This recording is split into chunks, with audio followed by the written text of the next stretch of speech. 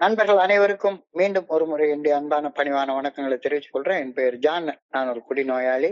எல்லாமல்ல இறைவனோட அருளாலையும் தோழமையில இணைந்து செயல்படுவதால் நான் பெற்றுக்கொள்ளக்கூடிய அனுபவம் தெம்பு நம்பிக்கையாலையும் இன்னைக்கு ஒரே ஒரு நாள் நான் குடிக்கல, தெளிவாக மன நிறைவாக அமைதியாக வாழ என்னாலான எல்லா முயற்சிகளையும் செய்து கொண்டிருக்கின்றேன்.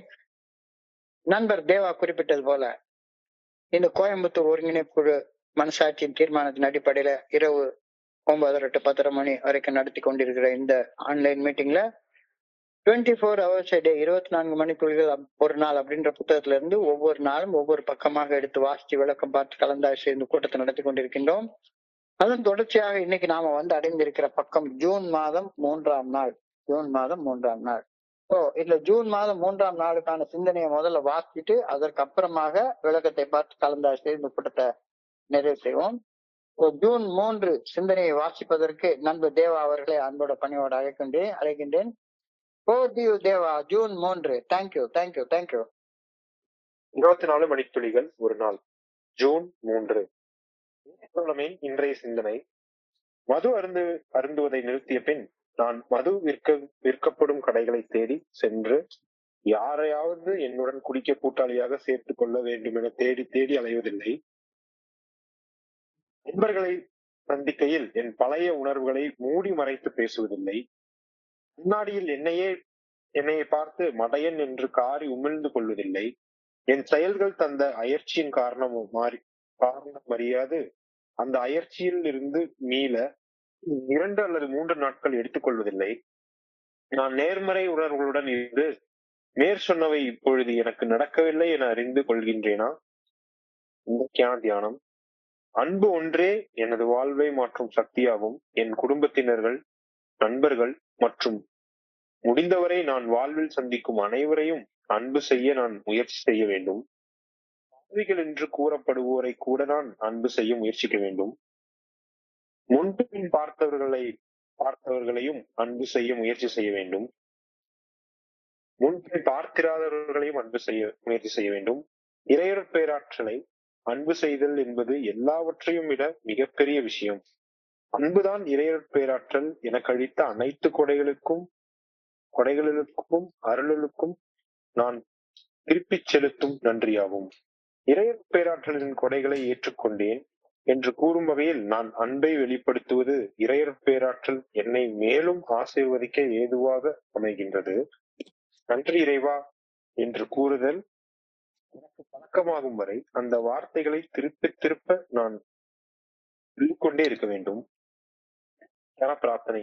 இறையர் பேராற்றலையும் எல்லா மனிதர்களையும் அன்பு செய்யும் நான் முயற்சிக்க வேண்டும் என இறைவனை வேண்டுகின்றேன். இறை காட்சிக்கு தொடர்ந்து நன்றி கூற வேண்டும் எனவும் அன்புடன் வேண்டுகின்றேன். Thank you sir.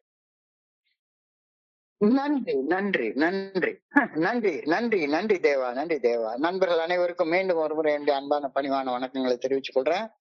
என் பெயர் ஜான். நான் ஒரு குடிநோயாளி. எல்லாமல்ல இறைவனோட அருளாலையும் தோழமையில இணைந்து செயல்படுவதால் நான் பெற்றுக்கொள்ளக்கூடிய அனுபவம் தெம்பு நம்பிக்கை ஆகியவற்றாலும் இன்னைக்கு ஒரே ஒரு நாள் நான் குடிக்கல, தெளிவா மன நிறைவா அமைதியா வாழ என்னாலான எல்லா முயற்சிகளையும் செய்து கொண்டிருக்கின்றேன்.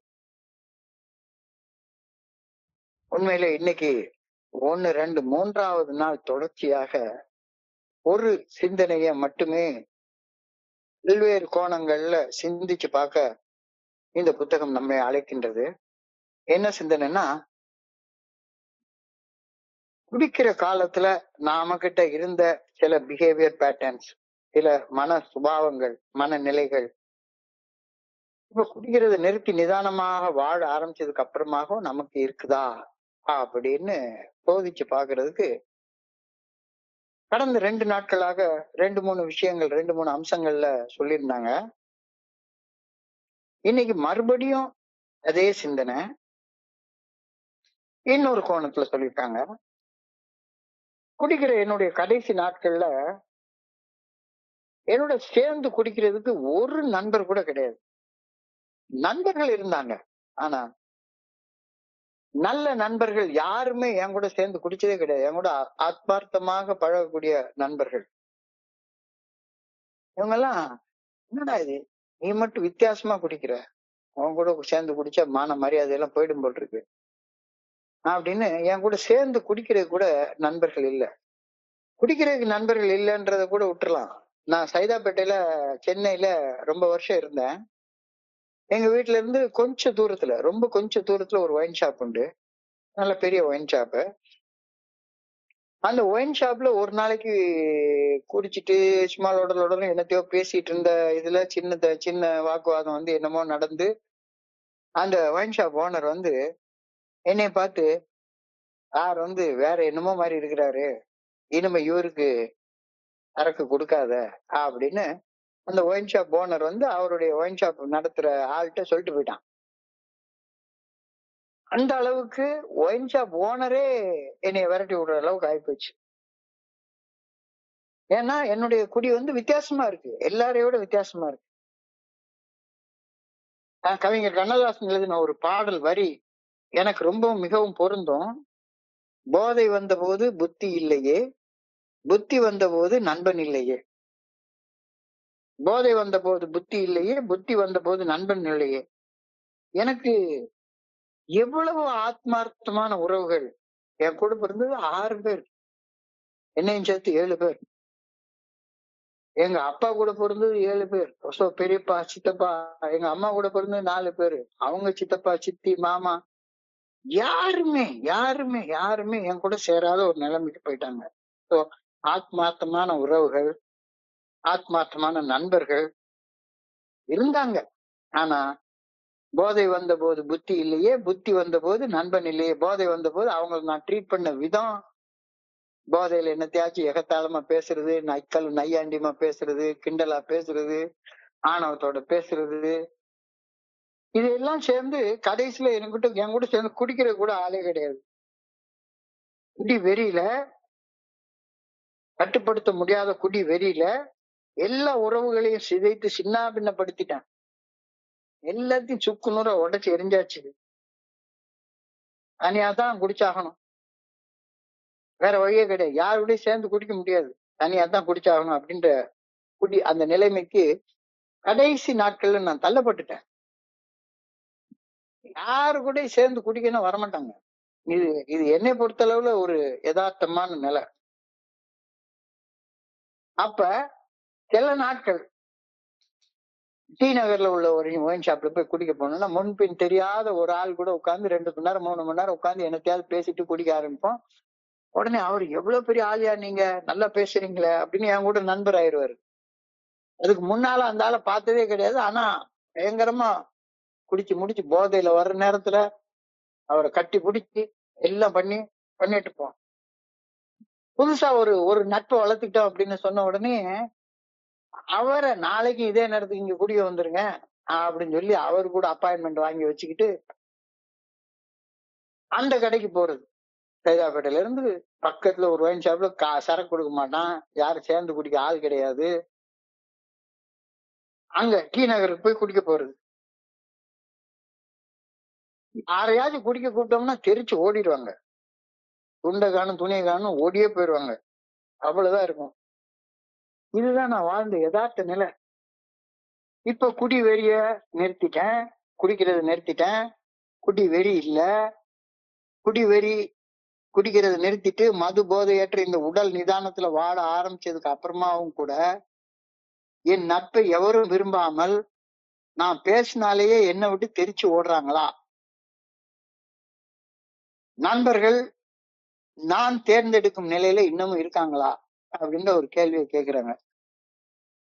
குடிச்ச காலத்துல தெரிச்சு ஓடினாங்க, ரைட்டு. நான் ஒரு குடி நோயாளி, முன்னுக்கு பின் முரணா பேசுவேன், என்னத்தையாச்சும் ஒண்ணு பண்ணுவேன் குடிச்ச காலத்துல. ஆனா இப்ப குடிக்காம இருக்கிற காலத்திலயும் எனக்குன்னு ஒரு கூட்டம் அதை சேர்த்துக்கிட்டு மறுபடியும் அதே பாலிடிக்ஸ் பண்ணிக்கிட்டு அதே மாதிரி வாழ்ந்துட்டு இருக்கேனா? இப்பவும் நான் பேசினாலேயே, அதாவது குடிக்காம இருந்து இவ்வளவு வருஷம் ஆனதுக்கு அப்புறமாவும் கூட நான் பேசின என்ன கண்டு தெரிச்சு ஓடுற நண்பர்கள் இன்னும் இருக்காங்களா அப்படின்ற ஒரு கேள்வி கேட்கிறாரு. இது வந்து ஒரு காம்ப்ளிகேட்டட் கொஸ்டின். நண்பர்கள் இருப்பாங்க, நண்பர்கள் இருப்பாங்க, நல்ல நண்பர்கள், நல்ல உறவுகள் இருக்காங்களா? நல்ல உறவுகள்லாம் இவன் கூட போய் பேசிக்கிட்டு இருக்கு, அவன் பாட்டுக்கு முன்னுக்கு பின் முரணா என்னத்தையா பேசிட்டு இருப்பான். அப்படின்னு இப்பவும் தெரிச்சு ஓடுறாங்களா அப்படின்ற கேள்வியை நீ கேட்கிறாரு. Big me up, pick me அப் அப்படின்ற ஒரு வார்த்தை இன்னைக்கு சிந்தனையில உபயோகப்படுத்தப்பட்டிருக்கிறது. பிக் மீ அப் என்ற ஆங்கில வார்த்தை ஒரு மனிதனது மனநிலையை உற்சாகப்படுத்தும், ஊக்கப்படுத்தும் அர்த்தத்துல இன்னைக்கு சிந்தனையில முதல் வரியில பயன்படுத்தப்பட்டுள்ளது. பிக் மீ அப் அப்படின்றது. இதுவும் கடந்த 2 நாட்கள்ல வழங்கப்பட்ட சிந்தனையின் தொடர்ச்சி தான். குடிக்கிற காலத்துல எனக்கிட்ட இருந்த தேவையில்லாத சில பண்புகளை இன்னமும் கட்டி பிடிச்சு வாழ்ந்து கொண்டு இருக்கேனா?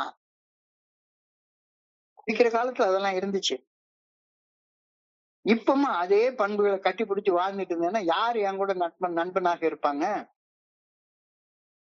போதை வந்த போது புத்தி இல்லையே, புத்தி வந்த போது நண்பன் இல்லையே அப்படின்ற கதையா இப்ப குடிச்சு இவ்வளவு நாள் ஆயிடுச்சு. இன்னமும் அதே கதை தானா? எனக்கு பிடிச்சவங்க பிடிக்காதவங்க அப்படின்னு இன்னமும் இவன்ட்டெல்லாம் வேண்டாம்டா, இவன்ட்டெல்லாம் சங்காத்துமே வச்சுக்க கூடாது. சில இடங்கள்ல சொல்லுவாங்க, இந்த குரூப்புக்கே நீ வந்துடாத, இந்த குரூப்புக்கே வந்துடாத. பிசினஸ் மீட்டிங்ல இந்த நண்பரை குரூப்புக்கே வர விட்டுற கூடாது, இந்த நண்பருக்கு ஷேரிங்கே கொடுக்க கூடாது அப்படின்னு தீர்மானம் போடுற அளவுக்கு தான் இன்னமும் நான் இருக்கேனா?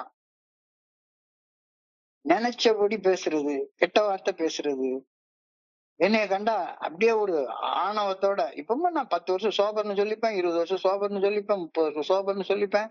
ஆனா வாய் பேசுற வார்த்தையில உள்ள கெட்ட வார்த்தை எனக்கு அடங்காது. இன்னமும் மாத்திரைய அபியூஸ் பண்ணிட்டு ஒரு வகையான தெனாவட்டுல வந்து மீட்டிங்ல உட்கார்ந்துகிட்டு என்னத்தையாச்சும் பேசிட்டு அலையிறேனா அப்படின்ற கேள்வி இன்னைக்கு கேட்கப்பட்டிருக்கிறது. இது ஒவ்வொருத்தரும் ஆழமாக சிந்திக்க வேண்டிய கேள்வி. Some more things I do not miss since becoming dry. Running all over to find a bar to get that pick me up feeling. Running all over to find a bar to get that pick me up feeling.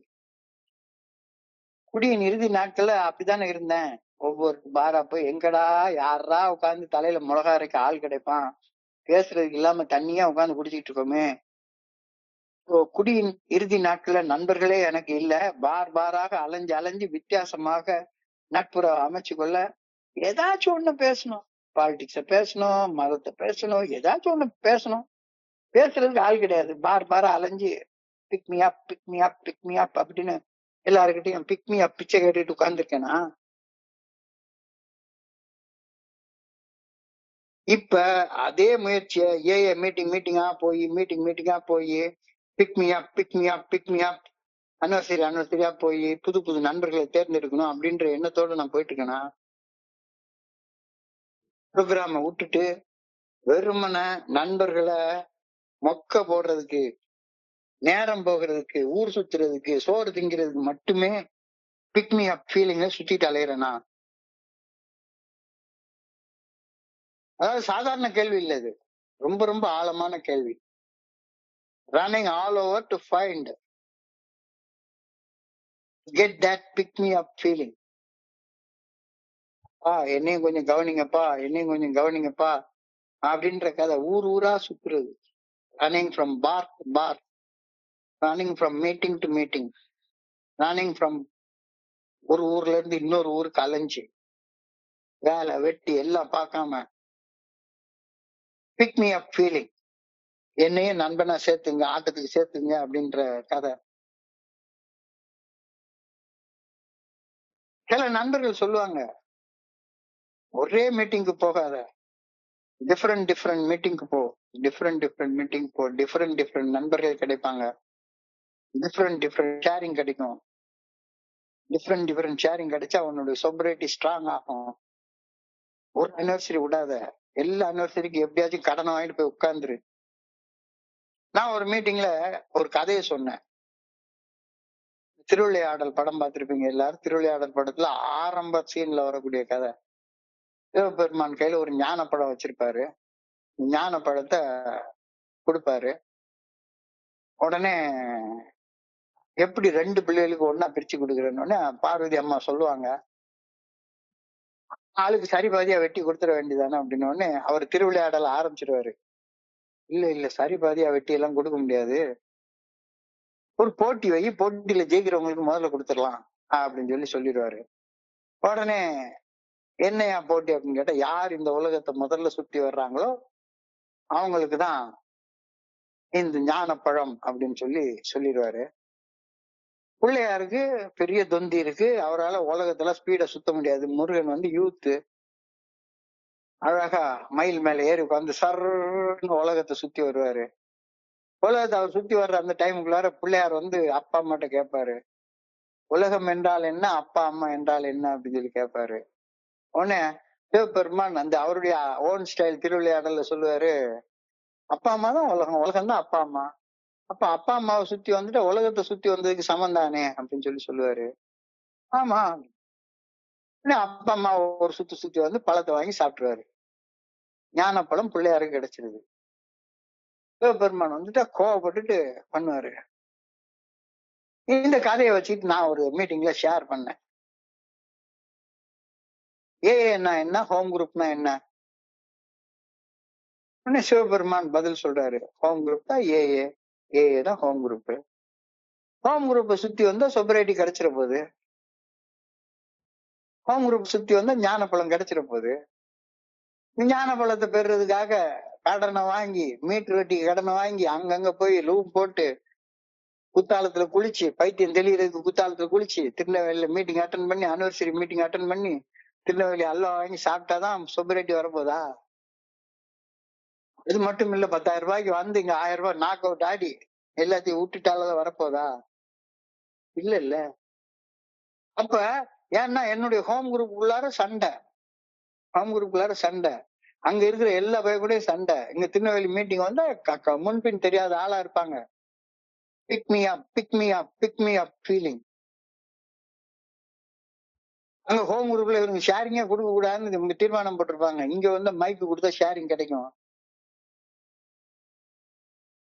குடியோடைய கடைசி நாட்கள்ல நான் குடிச்சுப்பட்ட என்னுடைய கதைய, என்னுடைய அனுபவத்தை யார்ட்டையாவது சொல்லி அழணும்னு தோணும், யார்ட்டையாவது சொல்லி அழணும்னு தோணும்.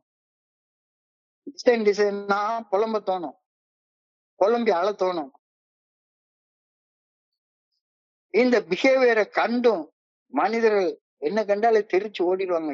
இவனையா கூப்பிட்டா இதே கதையை திரும்ப திரும்ப பேச வேண்டாம், ஒரே கதையை திரும்ப திரும்ப பேச வேண்டாம். நான் எத்தனையோ மீட்டிங்ல உட்கார்ந்துருக்கேன். ஒரு நண்பர் பேச போயிட்டாருன்னா பக்கத்து நண்பர் வந்து லேசா இடிச்சு காட்டுவாரு, இந்த பாரு இந்த ஷேரிங் வந்து இந்த நண்பர் ஷேர் பண்ணாம இருக்கவே மாட்டாரு, இந்த இன்சிடென்ட் நீ கவனிச்சு பாரு அப்படின்னு சொன்னா சரிதான்.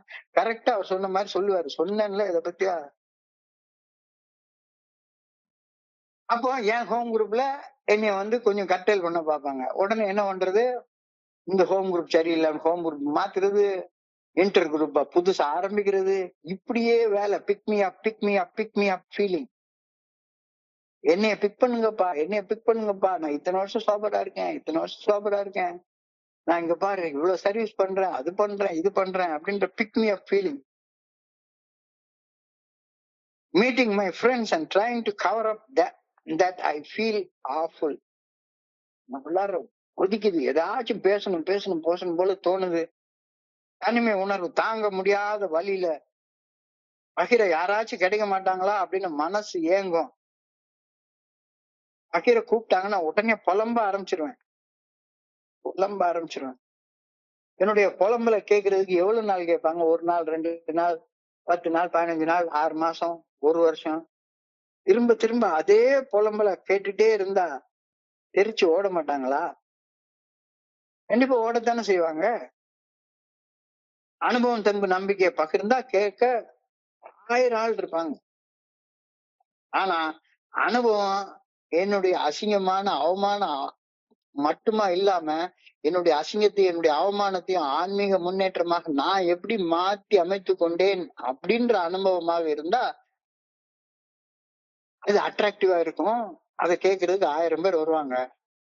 இல்ல அசிங்கத்தையும் அவமானத்தையும் மட்டும் பகிர்ந்து கொண்டா ஆரம்பத்துல கொஞ்ச நாள் நல்லா இருக்கும். ஓப்பன் மீட்டிங்ல ஆரம்பத்துல கொஞ்ச நாள் நல்லா இருக்கும். அதுக்கு அப்புறமா இது என்ன புலம்புறதுக்கான கூட்டமா? புலம்புறதுக்கான கூட்டமா? இது இன்னைக்கு கேக்குறாரு. அந்த காலத்துல பார்ல உட்கார்ந்துட்டு தண்ணிய போட்டுட்டு உட்கார்ந்து புலம்புன்னு புலம்பி ஏத்த மாதிரி இருக்கும். மண்டையை கடிச்சு ஒண்ணும் இல்லாம பண்ணிடுவேன். இன்னமும் அதே புலம்பல் தானா? அதே புலம்பல் தானா?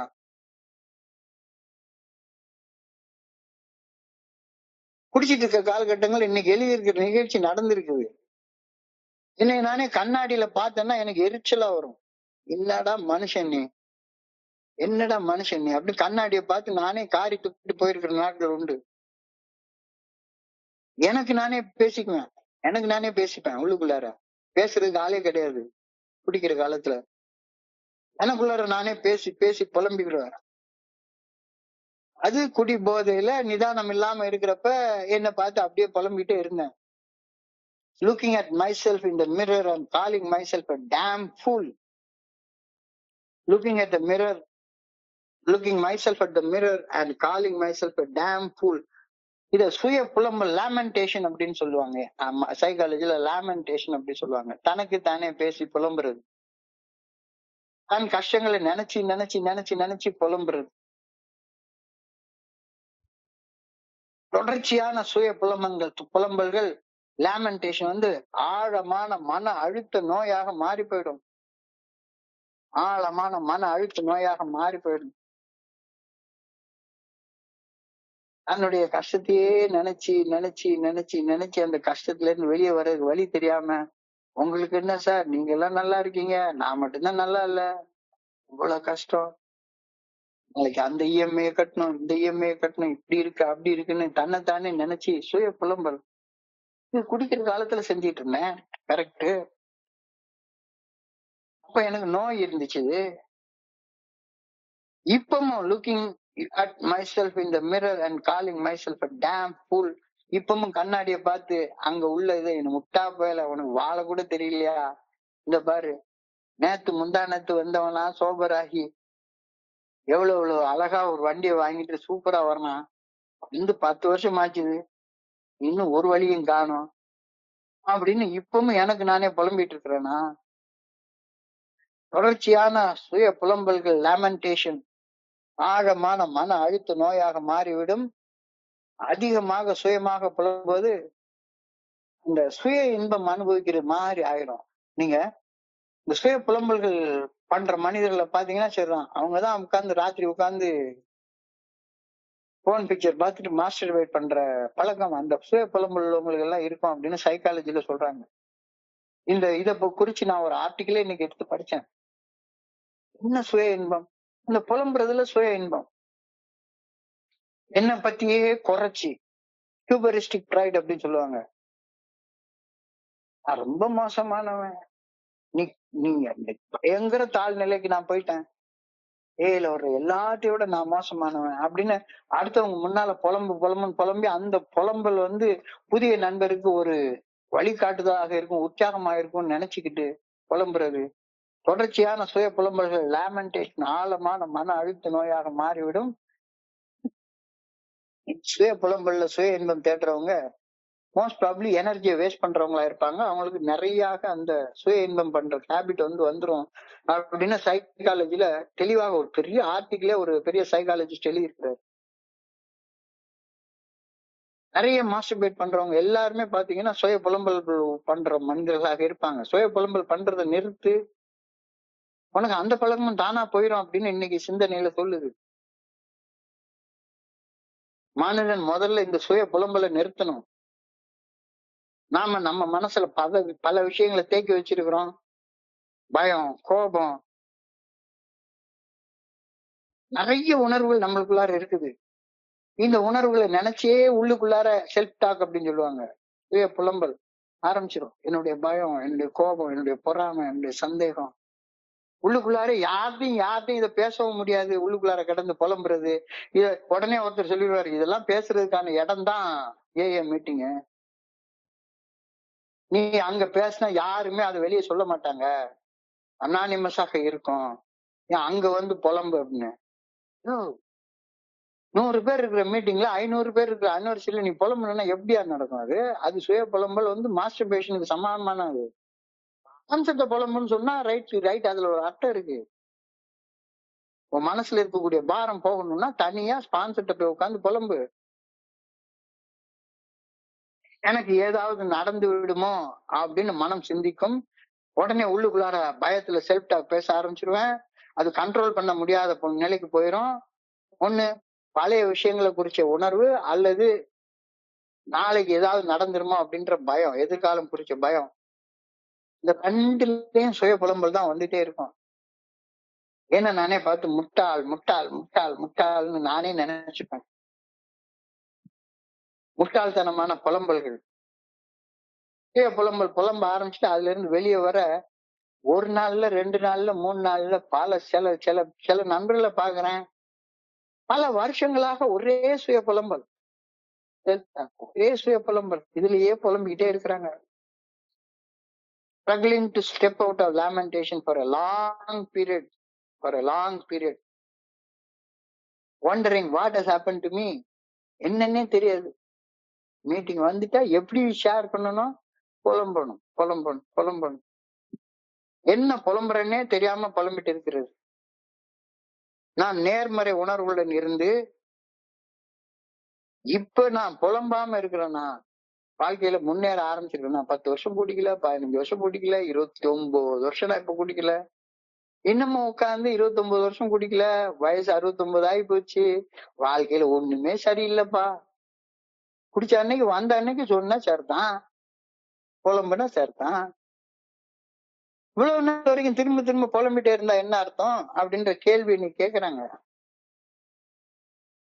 இல்ல இன்னமும் என்னால புலம்புறது நிறுத்த முடியல, இன்னமும் நண்பர்களுடைய நட்பை பிச்சை கேட்டு நான் அலைஞ்சுக்கிட்டே இருக்கேன், பிக் மீ அப் ஃபீலிங் எனக்குள்ளார இன்னும் இருந்துட்டே இருக்குது, மீட்டிங்கா போய் ஃப்ரெண்டு தேட ஆரம்பிச்சிட்டு இருக்கிறேன், ஃப்ரெண்டுகள் என்னை தேடி வர்றதுக்காக என்னை நான் தகுதிப்படுத்திக்காம இன்னமும் இருக்கிறேன் அப்படின்னா இன்னைக்கான தியானத்துக்கு கடந்து போன்னு சொல்றாரு. இதெல்லாம் சும்மா சின்ன சிந்தனை கிடையாது, ரொம்ப ரொம்ப ரொம்ப ரொம்ப டீப்பா சிந்திக்க வேண்டிய விஷயங்கள். இன்னைக்கு தியானத்துக்கு கடந்து போ அப்படி சொல்றாரு. இன்னைக்கு தியானத்துல ஒரே வார்த்தையில முடிச்சிட்டாரு. அன்பே சிவம், அன்பே சிவம், அன்பே சிவம். Love is God. அன்பு ஒன்றுதான் மனிதனின் மனதில் ஆழமான மாற்றத்தை விளைவிக்கும். ஃபெல்லோஷிப்புக்கு 29 வருஷம் கடந்து வந்துட்டேன், இன்னும் என்னுடைய சக மனிதர்கள் மேல எனக்குள்ளார அன்பு உண்டாகலைன்னா இங்க உட்கார்ந்து நான் என்ன பண்ணிட்டு உட்கார்ந்துருக்கேன் அப்படின்ற கேள்வியை கேட்கிறாரு. உட்கார்ந்து புலம்புறதுக்கான ஒரு இடம். நல்லவங்களுக்கு எல்லாம் 7 இடமே கிடையாதுயா, இங்க புலம்புறதுக்கான இடம் தான்யா. புலம்பு, வாந்தி எடு. இதுல வாந்தி எடுக்கிறதுக்குள்ள இடமா என்ன? இன்னைக்கு சிந்தனையில அத அப்படியே அழகா தோல் உரிச்சு காட்டி வச்சிருக்கிறாங்க. இது ஹீலிங்,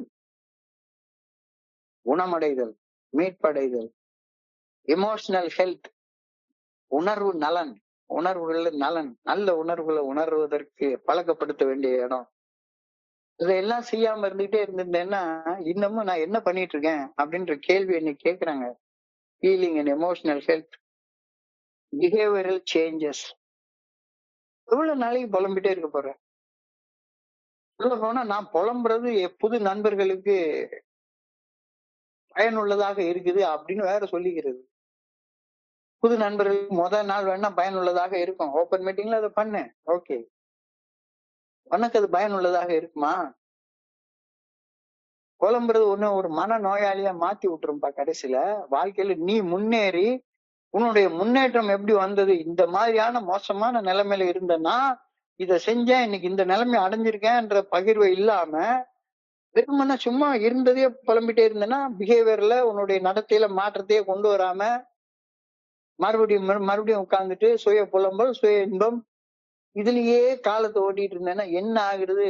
70 வயசு ஆயிரதுக்கு அப்புறமா எந்த பொண்ணுகிட்டையும் போகவே முடியாது, ஆனா சுய இன்பம் அனுபவிக்கலாம். அதாவது ஒரு ஸ்டாட்டிஸ்டிக்ஸ் ஒண்ணு சொல்லுது, 50 வயசுக்கு மேல உள்ளவங்க தான் போன் பிக்சரே பாப்பாங்களாம். 25 வயசு பையனுக்கு அது பார்த்த உடனே அவனுக்கு உடம்பெல்லாம் ஜிவ்வுன்னு ஆயிக்கும், அதை உடனே பாக்குறது நிறுத்திடுவான். அவனுக்கு டைரக்டான அனுபவம் தான் தேவைப்படும். இந்த 50 வயசு உள்ள ஆளு, 60 வயசு உள்ள ஆளுக்கெல்லாம் ஒண்ணுமே செய்ய முடியாது. ஏற்கனவே வேற பணம் இல்ல, ஒண்ணும் இல்ல, எதுவுமே இல்ல, சுய புலம்பல் வேற, அதே மாதிரியே வாழ்ந்துட்டு இருக்கிறது. பிஹேவியரல் சேஞ்சே இல்லைன்னா எப்படி? பிசிக்கல் வெல்பீயிங், குடிக்கிறதுக்கு முன்னாலே ஏகப்பட்ட லிவர் சிராசிஸ் ஆரம்பிச்சு ஏகப்பட்ட நோய்கள் இருந்துச்சு. இப்ப ஒரு நோய் இருந்தது இடத்துல 10 நோய் இருக்குது அப்படின்னு சொன்னா என்ன நியாயம்? என்ன நியாயம்? பிஹேவியரல் சேஞ்சே வரலன்னு அர்த்தம். என்ஹான்ஸ் பெர்ஸ்பெக்டிவ், வாழ்க்கையை குறிச்ச கண்ணோட்டம் மாறி இருக்கா? இன்னமும் கேட்டா சரிதான். நாங்க அந்த காலத்துல வந்தப்ப எல்லாமே சரியா இருந்தது. நான் அந்த காலத்து எஸ்எஸ்எல்சி. இந்த காலத்துல உலகமே சரியில்லை, குழந்தைகள் எல்லாம் வீணா போச்சு. உன் பேர குழந்தைய பாரியா, உன்னையோட 10 மடங்கு ஒழுக்கத்தோட இருக்குது, 10 மடங்கு அறிவோட இருக்குது. உன்னைய பார்த்தா கெட்டு போகுது, நீ புலம்புறத பார்த்தா கெட்டு போகுது. Enhance perspective. உலகம் எல்லாம் கெட்டு எல்லாம் போல, கலிகாலம் களி முத்தி எல்லாம் போல, எல்லாம் நல்லா தான் இருக்குது, எல்லாம் நல்லா தான் இருக்குது. உன் பார்வைதான் சரியில்லை, உன் பார்வையை மாத்து. உலகத்துல எல்லாம் நல்லா இருக்காங்க. அங்க அந்த காலத்துல வந்தப்ப மீட்டிங் நல்லா இருந்துச்சு. இந்த காலத்துல வர இன்னைக்கு ஒரு பையனை நான் பார்த்தேன், நம்ப மாட்டீங்க. 24 வயசு பையன், அவனை ட்ரீட்மெண்ட் சென்டர்ல கூப்பிட்டு வச்சிருந்தா நம்ம உள்ள விஷயத்தெல்லாம் சொல்றான், கம்ப்ளீட்டா சொல்றான். ஆனா அவனுடைய குடும்ப சூழ்நிலைகள்ல அவனை அரவணைச்சு அவனை கொண்டு போறதுக்கு ஆள் இல்ல, சரியான வேலை இல்ல, பொருளாதார நிலைமை சரியா இல்ல. அவனுக்கு மன நம்பிக்கையை கொடுக்குற அளவுக்கு நம்ம பகிர்தல் இருக்கணுமா? நம்மள மாதிரி அவனையும் புலம்ப வைக்கணுமா?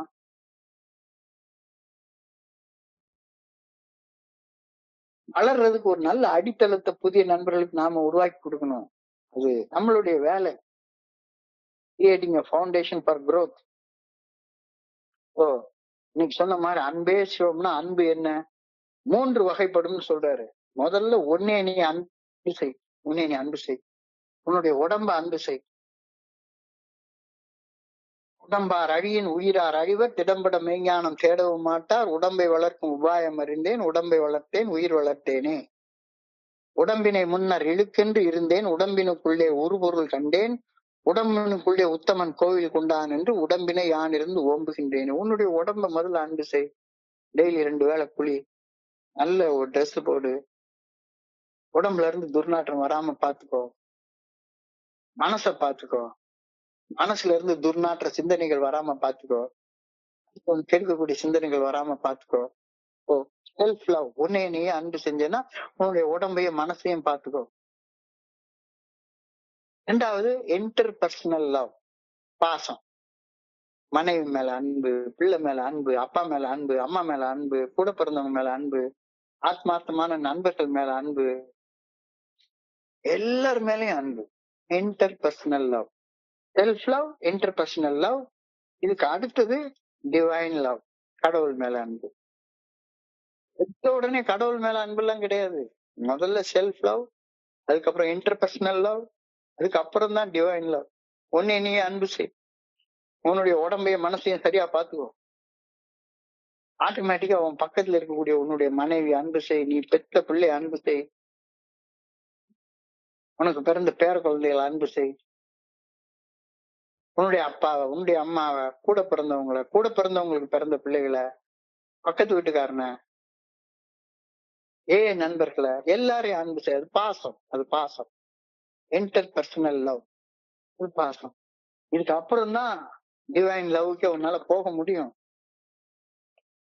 குடும்பத்தை அன்பு செய், நண்பர்களை அன்பு செய், எல்லாரையும் அன்பு செய், பாவிகளை கூட அன்பு செய் அப்படின்னு சொல்லி சொல்றாங்க. அது எப்படியா இவனு? இன்னைக்கு ஒரு நண்பர் கேட்டாரு, 2 நாளைக்கு முன்னால ஒரு நண்பர் இறந்து போயிட்டாரு. அந்த நண்பர் எனக்கு இந்த மாதிரியான சில துரோகங்கள்லாம் பண்ணிட்டு போயிட்டாரு. அதான் ஆளே போயிட்டானே, அவருடைய ஃபியூனரலுக்கு நான் போகவா வேண்டாமான்னு. முதல்ல போய் ஒரு மாலையை போட்டு வாயா. யாராக இருந்தாலும் சரிதான், அன்பு செலுத்து, அன்பு செலுத்து. கடவுளை அன்பு செய்கிறேன் என்று சொல்லி கொண்டிருந்து விட்டு மனிதர்கள் மேல் வெறுப்பையும் மன கசப்பையும் வைத்திருக்கிறவன் யார்? அவன் பொய் சொல்லிட்டு அலையிறான். நான் கடவுளை அன்பு செய்யறேன், நான் பார்த்து காலையில எழும்பிட்டேன், குளிச்சுட்டேன், விரதம் இருந்துட்டேன், அது பண்ணிட்டேன், இது பண்ணிட்டேன். ஆனா பொண்டாட்டி மேல கோபம், கெட்ட வார்த்தை பேசுறது, திட்டுறது, பொய் சொல்றது, பணத்தை ஒளிச்சு வைக்கிறது, இப்படி எல்லாம் இருந்துட்டு கடவுளை அன்பு செய்யறேன்னு சொன்னா என்ன அர்த்தம்? அது இன்னும் இது மாறவே இல்லையே. மனிதர்களை அன்பு செய்வதன் மூலமாகவே இறையருள் பேராற்றலை நான் அன்பு செய்ய முடியும். மனிதர்களை அன்பு செய்வதன் மூலமாக இறையருள் பேராற்றல் எனக்கு அளித்த கொடைகளுக்கு நான் நன்றி சொல்றேன். It is a result of gratitude to God and it is the acknowledgement of the blessings of God has given to you. நீ கடவுளுக்கு நன்றி செலுத்துறது, ஆண்டவா எனக்கு இப்படி ஒரு உடம்ப கொடுத்திருக்கிற, மனசை கொடுத்திருக்கிற, கை காலை கொடுத்திருக்கிற, உழைக்க தெம்ப கொடுத்திருக்கிற, எல்லாம் கொடுத்திருக்கிற. இதையெல்லாம் வச்சுக்கிட்டு புலம்பிக்கிட்டே உட்கார்ந்து இருந்துட்டு இங்க வந்து எங்கடா துட்டு கிடைக்குது அப்படின்னு அலைஞ்சுக்கிட்டே உட்கார்ந்துட்டு இருக்கு. எங்கடா சாப்பாடு கிடைக்குது, உள்ள கொதிக்குதடா நெஞ்சம், வெறும் சோத்துக்கோ வந்தது இந்த பஞ்சம். மகாகவி பாடுற. It is the result of gratitude, God, and it is the acknowledgement of the blessings that God has given to you. அன்பு கொண்டிருப்பதால் மட்டுமே ஆண்டவரின் கொடைகளை நான் பெற்றுக் கொள்கின்றேன் என்ற அங்கீகாரத்தை அளிக்கின்றேன். இறைவனது கொடைகளை பெற்றுக் கொண்டதற்கு அங்கீகாரம் என்னன்னு கேட்டா நன்றியோட வாழ்றது. நன்றியோட வாழ்றது. இப்ப நன்றின்னா என்ன? நல்ல ஒழுக்கத்தோட வாழ்றதுதானே நன்றி. நன்றிக்கு வித்தாகும் நல்ல ஒழுக்கம். நீ நல்ல ஒழுக்கத்தோட வாழ ஆரம்பிச்சிட்டேன்னா ஏன் புலம்ப போற? நீ நல்ல ஒழுக்கத்தோட வாழ ஆரம்பிச்சிட்டேன்னா உன்னைய நண்பர்கள் தேடி வரமாட்டாங்களா? பிக் மீ அப் அப்படின்ற ஒரு ஃபீலிங் வந்துட்டே இருக்குமா? ஊர் ஊரா சுத்த வேண்டிய அவசியம் இருக்குமா? கொஞ்சம் ஆழமாக யோசிச்சு பார்த்துங்க அப்படி சொல்றாங்க. Love for God acknowledges his gifts and leave the way open to God to shower yet more blessings on you as you are thankful to him. நீ உனக்கு இவ்வளவு நல்ல இதை கொடுத்திருக்கிறாரு, அவருக்கு நன்றி உணர்வோட நல்ல ஒழுக்கத்தோட நீ நடந்து கொண்டேன்னா அவர் உனக்கு கொடுத்த கொடைகளை இன்னும் பல மடங்கு உனக்கு கொடுக்க போறாரு. அப்போ ஒரு கொடையை ரெண்டு மடங்கு ஆகணும், 4 மடங்கு ஆகணும், 8 மடங்கு ஆகணும், 100 மடங்கு ஆகணும். அப்படின்னா நன்றியோட இரு. கடவுளுக்கு உனக்கு கொடுத்திருக்கிற இத அந்த நன்றி எப்படி காட்டணும்? சும்மா வெறுமன நமக போற்றி போற்றி போற்றி அப்படி சொல்லிட்டாலே அத வார்த்தையால சொல்லாத, வாழ்க்கையால வாழ்ந்து நன்றி சொல்லு. நல்ல ஒழுக்கத்தோடு வாழ்ந்து நன்றி சொல்லு. உட்காந்து மறுபடியும் புலம்பிட்டே உட்கார்ந்துட்டு இருக்கிறது இந்த புலம்பல் கூடம். என்பதை அனுபவிச்சுட்டே இருக்கிறது. இந்த குரங்கு வந்து ஒரு மூலையில உட்கார்ந்து புண்ணை சுருட்டி கொடுத்து சுகம் கண்டுகிட்டே உட்கார்ந்துருக்குமா. இதே மாதிரி கடந்த காலத்தை நினைச்சு பார்த்து அதை சொரிஞ்சு சுகம் கண்டுட்டே இருந்தா இந்த குரங்கு வந்து எப்பவுமே சாதாரணமா செத்து போகாது. அது ஏன்னா அவ்வளவு ஆக்டிவா இருக்கக்கூடிய ஒரு ஜீவன். சாதாரணமா செத்து போகாது. ஆனா எப்படி செத்து போகுதுன்னு பார்த்தோன்னா போதும், அதுக்கு லேசா ஏதாவது ஒரு கிளையை விட்டு ஒரு கிளை தாவறப்போ ஒரு சிராய்ப்பு ஏற்பட்டுச்சுன்னா போதும், அவ்வளவுதான். ஒரு மூலையில உட்கார்ந்து அந்த புண்ணையே சுரண்டி நோண்டி பார்த்து கடைசியில செத்தே போயிடும். Hey, thank you God until it becomes a habit. So thank you to God until it becomes a habit. எவ்வளவு பெரிய விஷயத்த சொல்லியிருக்காங்கன்னு பாருங்களேன். I pray that I may try to love God and all people. சக மனிதர்களை அன்பு செய்ய முயற்சிப்பதன் மூலம் இறையர் பேராற்றியை அன்பு செய்ய முயற்சிக்க வேண்டும் என இறைவனை வேண்டுகின்றேன்.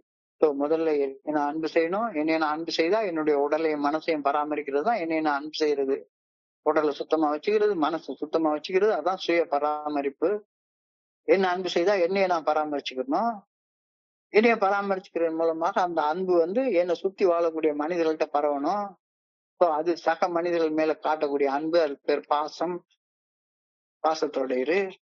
இந்த சுய அன்பு, பரஸ்பர சக மனிதர்கள் மேல அன்பு, இது ரெண்டும் வந்ததுக்கு அப்புறமாக இறைவன் மேல அன்பு தானாக வரும். யார் அன்பு செய்யணும்? ஒருத்தர் பாக்கி இல்லாம எல்லாரையும் அன்பு செய்ய. இவன் பாவி, இவன் அன்பு செய்ய தகுதி இல்லாதவன் அப்படிலாம் ஒருத்தருமே கிடையாது.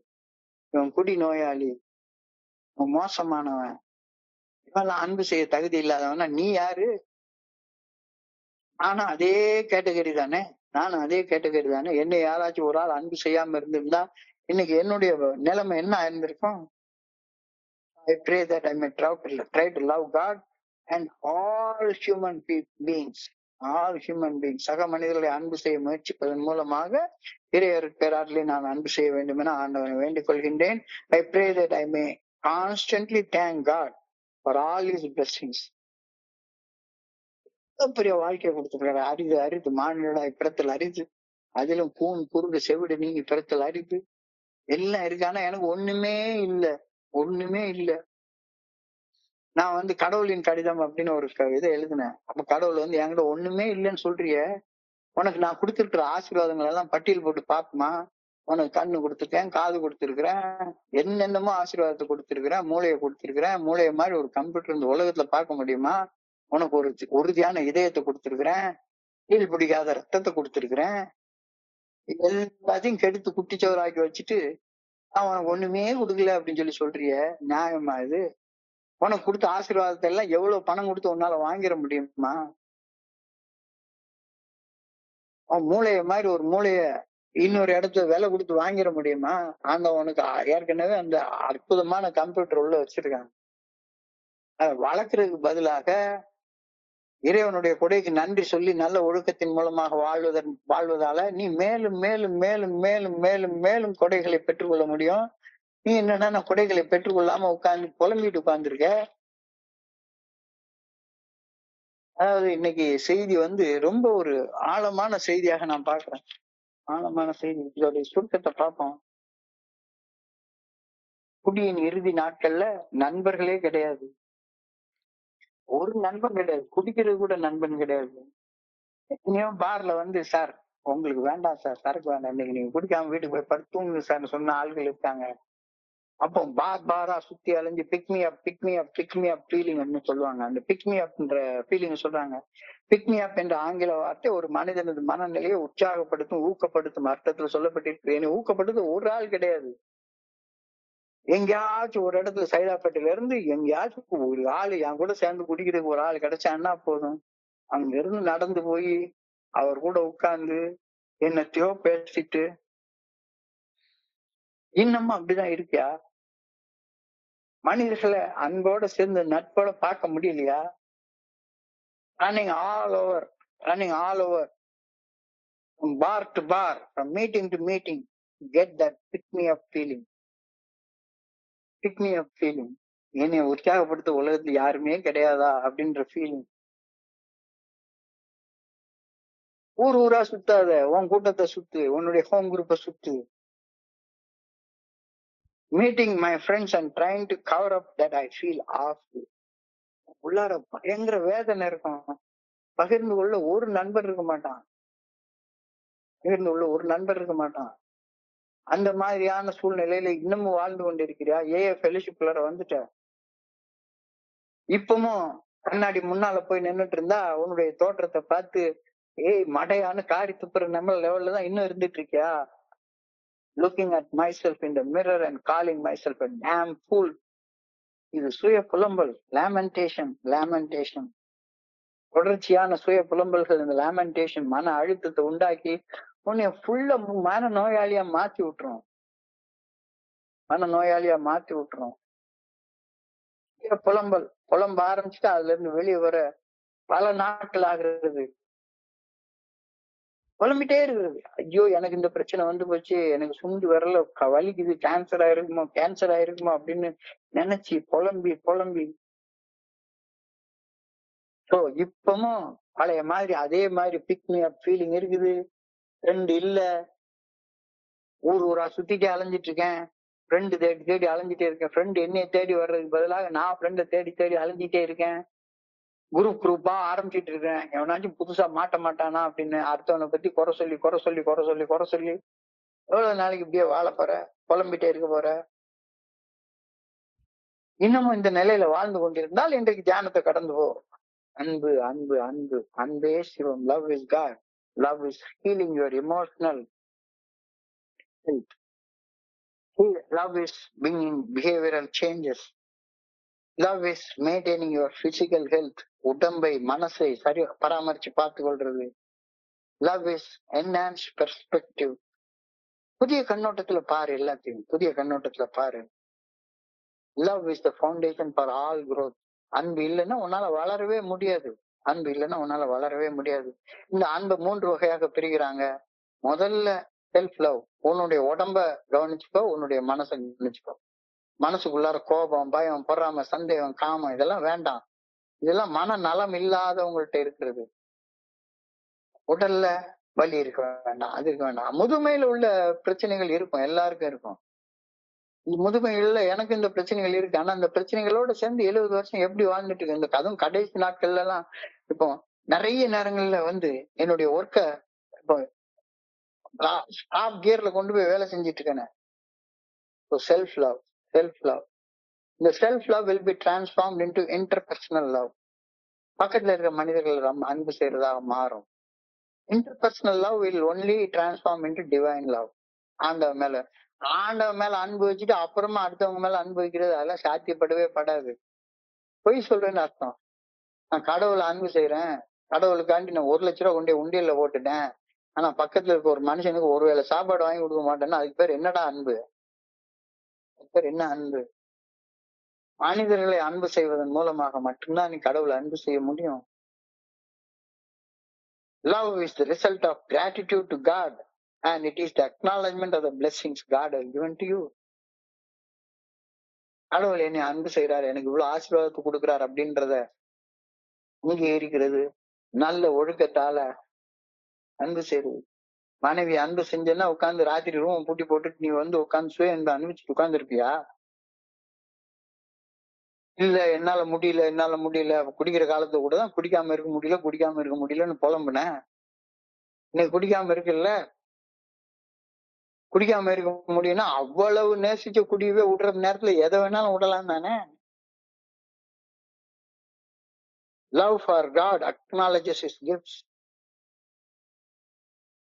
அவர் எனக்கு கொடுத்த ஆசீர்வாதங்களை அக்னாலஜ் பண்றது, அங்கீகாரம் பண்றது. நீ அங்கீகரிச்சு நன்றியோட நீ வாழ வாழ வாழ வாழ மேலும் மேலும் கிஃப்ட் உனக்குள்ளார ஊத்து மாதிரி வந்துட்டே இருக்கும் அப்படின்னு இன்னைக்கு மெடிடேஷன்ல சொல்றாங்க. Hey, thank you to God until it becomes a habit. Hey, thank you to God until it becomes a habit.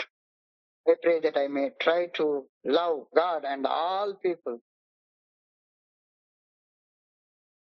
என்னை அன்பு செய்யறது, என்னுடைய சக மனிதர்களை அன்பு செய்யறது, அதன் விளைவாக இறைவனை அன்பு செய்யறது. சக மனிதர்களை அன்பு செய்ய முயற்சிப்பதன் மூலமாக இறையருட் பேராற்றிலே அன்பு செய்ய முயற்சிக்க வேண்டும் என ஆண்டவரை பணியோடு வேண்டிக் கொள்கின்றேன். I pray that I may continually thank God for all his blessings.